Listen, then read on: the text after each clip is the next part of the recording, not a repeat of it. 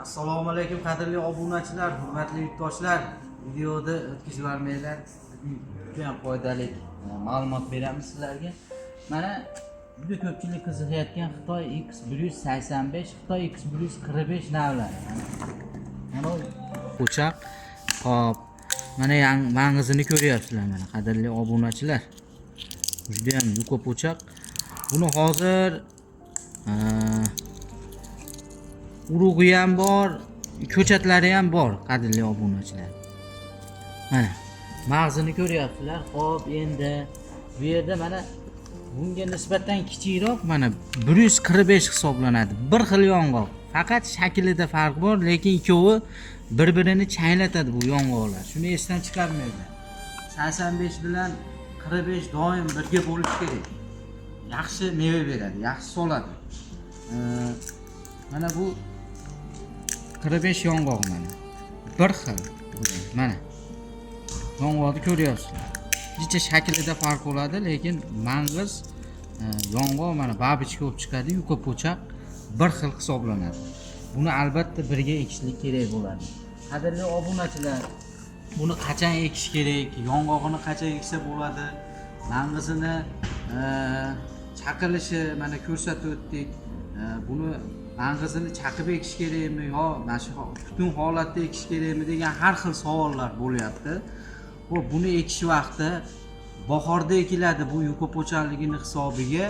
Kuzda ekiladigan bo'lsa, ko'p yog'in bo'ladigan bo'lsa, bu chirishini hisobini olish kerak. Shu sababdan buni kuzda qumga ko'mib qo'yiladi, piskavatga qilib qumga ko'mib, bahorda eksanglar bo'laveradi, fevral-mart oyidan.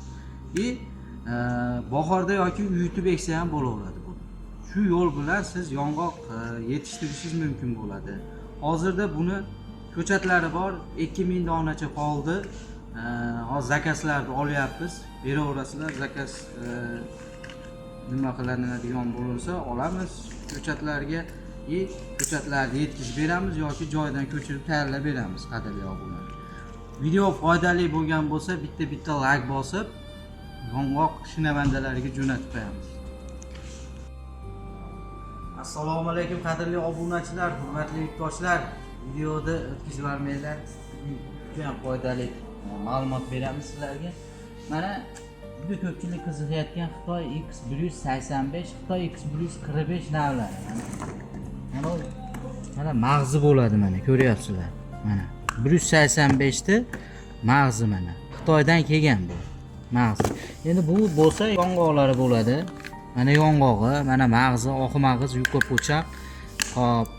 Mana mang'izini ko'ryapsizlar mana qadrli obunachilar. Juda ham yuqa po'chaq.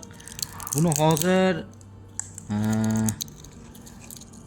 urug'i ham bor, ko'chatlari ham bor qadrli obunachilar.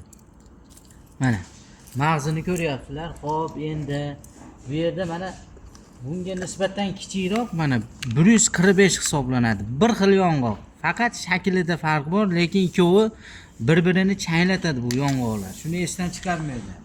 85 bilan 45 doim birga bo'lishi kerak. Yaxshi meva beradi, yaxshi soladi. Mana bu 45 yong'oq mana. Bir xil. Mana. Yong'oqni ko'ryapsizlar. Jicha shaklida farq bo'ladi, lekin mang'iz yong'oq mana babichka bo'lib chiqadi, yuqa po'chaq bir xil hisoblanadi. Buni albatta birga ekishlik kerak bo'ladi.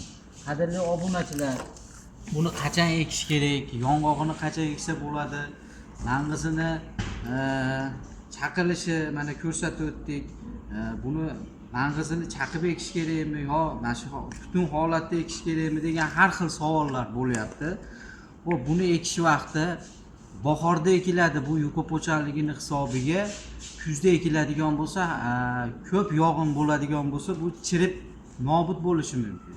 Chirib ketib qoladi. Bu yuqa po'chaqda shu sababdan buni hozirda ekiladigan, bo'linadigan bo'lsa, chirishini hisobini olish kerak. Shu sababdan buni kuzda qumga ko'mib qo'yiladi, piskavatga qilib qumga ko'mib, bahorda eksanglar bo'laveradi, fevral-mart oyidan.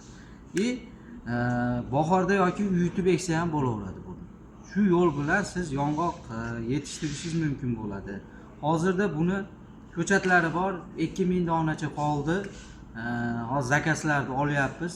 Beraverasizlar, zakaz nima qilinadigan bo'lsa olamiz ko'chatlarga.